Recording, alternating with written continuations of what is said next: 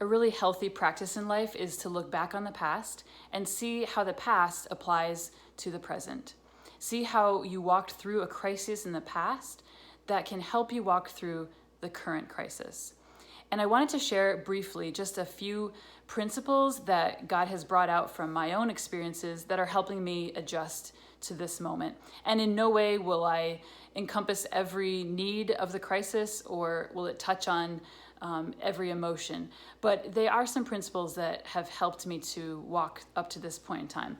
I've seen some links between cultural adaptation and crisis adaptation. And I wanted to talk about the principles that have helped in the past as I adjusted to a culture that was foreign to me, that's helping me adjust now to a crisis that's foreign to me. And the first one is that it's okay to grieve. It's okay that some of the traditions that you may not celebrate this Easter are going to cause you to shed tears. It's okay that you may be sad this Easter versus celebratory, because we really long for a place that feels homey, right? We long to be in one place that feels like I belong. And those grief moments are just reminders that we are not quite there yet. And they're reminders that there's one God and one place that doesn't change. And all these traditions change. We have to be able to say, I'm grieving in the hope that one day there will not be this change and this disruption.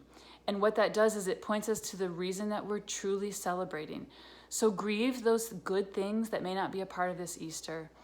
And the way you can tell if you're adjusting is as more time goes by between your good cries.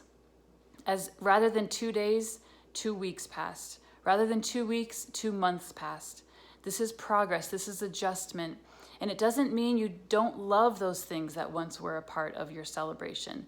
But it does mean that you're adjusting and you're focusing on what really and truly is the reason for it. Secondly, it's okay to be tired. It's okay that this new way of thinking is taxing our brains. We're not on autopilot anymore, and we are spending mental energy on things we never had to decide about. And so, yes, you'll be more tired, you'll overanalyze, you'll second guess yourself, because only God is tireless. Only God doesn't sleep. He is never fading off or drifting off, and he's watching us. He doesn't sleep. So it's okay to be tired. As adults, we put responsibility on ourselves to have this figured out. But it's okay that you don't know the answers. We're in a new place in history. No one has walked through this before. Only God is all-knowing.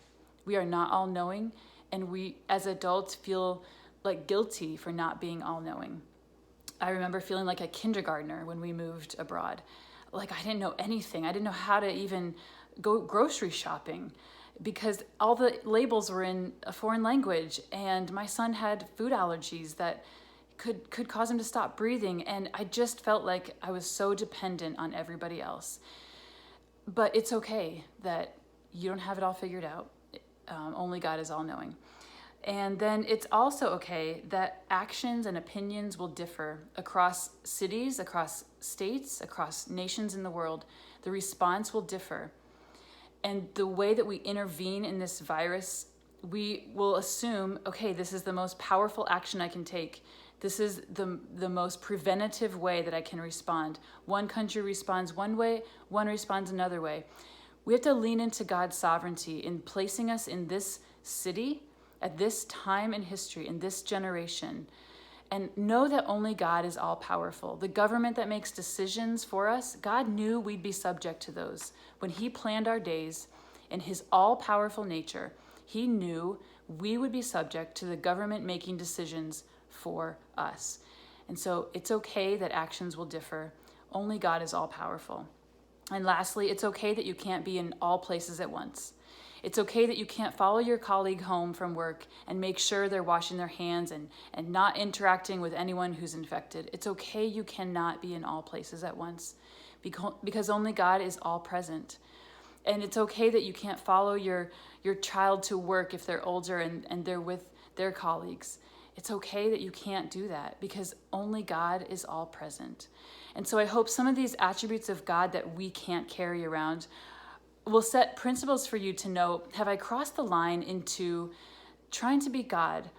Or am I okay with the fact that I'm limited? I'm not God, I'm limited.